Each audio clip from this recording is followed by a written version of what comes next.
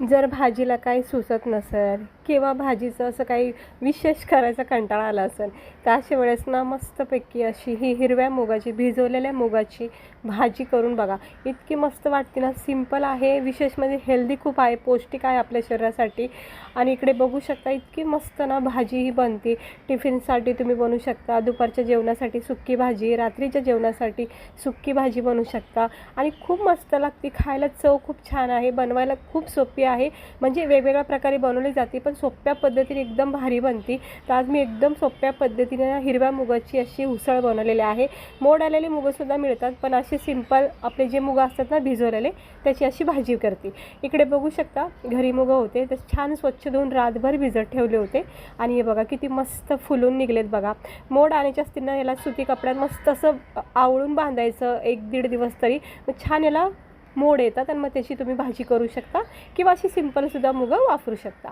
तर हे बघा इकडे बघू शकता मी स्वच्छ पाण्याने हे मुगं ना भिजवलेले धुवून घेतलेत आणि खूप छान अशी भिजून निघलेत, फुलून निघलेले आहेत. आता आपल्याला ही भाजी एकदम सिंपल बनवायची. कांदा, टमाटर आणि मिरची अगदी टिफिनसाठी ना बेस्ट भाजी आहे आणि रात्रीच्या घाईमध्ये ना एकदम छान भाजी आहे. तर कांदा, टमाटर, मिरची घेतली, याच्या व्यतिरिक्त मी काहीच वापरलेलं नाही आहे. कढाईमध्ये तेल तापत ठेवायचं, थोडेसे जिरे टाकायचे 1 चमचा. त्यानंतर थोडेसे जिरे आपले तडतडून झाले की आपण कांदा, मिरची, टमाटर जे कट करून घेतले ते याच्यामध्ये परतून घ्यायचं. ही खूप मस्त भाजी लागते ना. मला कधी असं कंटाळा येतो ना भाजी वगैरे बनवायचा तर मग असल्या सिंपल भाज्या नक्की बनवते मी. म्हणजे मोड आलेली मटकी असो, मुगाची उसळ, चण्याची उसळ म्हणजे बनवायला सोप्या राहतात आणि खायलासुद्धा भारी वाटतात. आणि कडधान्य कोणतेही खा चांगलेच असतात. आता एक कांदा टमाटर जरा परतून झालं की याच्यामध्ये एक अर्धा चमचा ना हळद टाकायची, अर्धा चमचा धना पावडर, अर्धा चमचा गरम मसाला आणि चवीनुसार मीठ हे बेसिक मसाले टाकून हे कांदा, टमाटर, मिरची सोबत चांगले एकजीव करून घ्यायचं. हळद इकडे कमीच वापरा, नाही तर जास्त पिवळी पिवळी म्हणजे भाजी दिसेल, कारण आपण इकडे ना हे लाल मसाले करत नाही. हे बघा किती सुंदर रंग आला आहे बघा हळदीचा. गरम मसाला, धना पावडर, चवीनुसार मीठ सगळं टाकून घेतलं आहे. आता हे चांगलं जरा परतून झालं की आपण भिजवलेले जे मुग आहेत ना धुवून घेतलेले ते सगळे याच्यात टाकून घ्यायचे. आता हे मुग ना बऱ्याचपैकी म्हणजे पूर्णपणे छान भिजून निघले, त्याला अजिबात वेळ लागणार नाही भाजी व्हायला. हे बघा आता सगळं ह्या मसाल्यामध्ये, कांदा टमाट्यामध्ये ह्याला एकजीव करून घ्यायचं.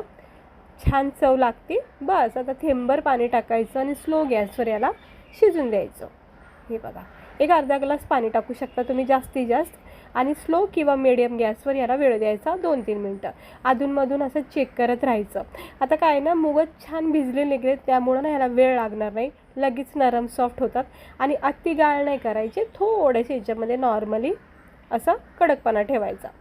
हे बघा असं अधूनमधून 2-3 मिनटं असं चेक करत राहायचं. हे बघा मस्त असं जे सुद्धा मी पाणी थोडंफार टाकले ना त्याच्यामध्येच आता हे मुगाची उसळ छानपैकी नरम सॉफ्ट होईल. दुसरी गोष्ट मुग असे फुलून निघतात. जसं असा वेळ जाईल ना तसं तसं त्या पाण्यामध्ये ही उसळ आपली शिजली जाते. इकडे पाहू शकता थोड्याच पाण्यात मी याला शिजवते, कारण कच्चे आहेत, भिजवलेले जरी असले तरी कच्चे असतात त्यामुळं त्याला थोडीशी पाण्याची आवश्यकता असते. हे बघा 1-2-3 मिनटं झाले की मुग बघा किती मस्त असे फुलून निघलेत आणि नरम सॉफ्ट होत चाललेले आहे. मुगाचं मेदगंसुद्धा केलं जातं घरोघरी, आमचे तर खूप आवडीने खातात. ते सुद्धा मी तुम्हाला दाखवून बघा, खूप भारी बनतं ते पण. आणि ही बघा 1-2-3 मिनटातच आपली ही मुगाची उसळ म्हणजे जे पाणी टाकले ना बस तेवढं आटेपर्यंतच ही भाजी गॅसवर ठेवायची आणि मग गॅस बंद करायचा. ते इकडे पाहू शकता किती मस्त चमचमीत झणझणीत अशी सोप्या पद्धतीची ही मुगाची उसळ मी आज केलेली आहे. ज्वारीच्या भाकरीसोबत, बाजरीच्या भाकरीसोबत, चपात्यासोबत खूप भारी लागते. अशी गरमागरमच बनवायची आणि गरमागरम ज्वारीच्या भाकरीसोबत किंवा बाजरीच्या भाकरीसोबत भातासोबतसुद्धा तुम्ही याला खाऊ शकता. अशी मिक्स करून खूप भारी लागते.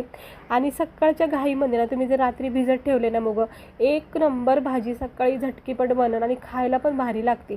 काही कुटाणा नाही, तामझाम नाही, अगदी सोप्या पद्धतीने बनली जाते. तर कशी वाटली बघा आपली ही सिंपल मुगाची उसळीची भाजी. ह्याच पद्धतीने तुम्ही मटकीची उसळ, चण्याची उसळसुद्धा करू शकता. तर कशी वाटली, आवडली असेल तर लाईक करा. वेळ कमी असेल, घाई असेल अशा वेळेस ना ही कडधान्याची भाजी नक्की करून बघा. तर माझी तर खूप फेवरेट आहे. तर तुम्हाला मी दाखवते बघा ही किती छान शिजून निघली.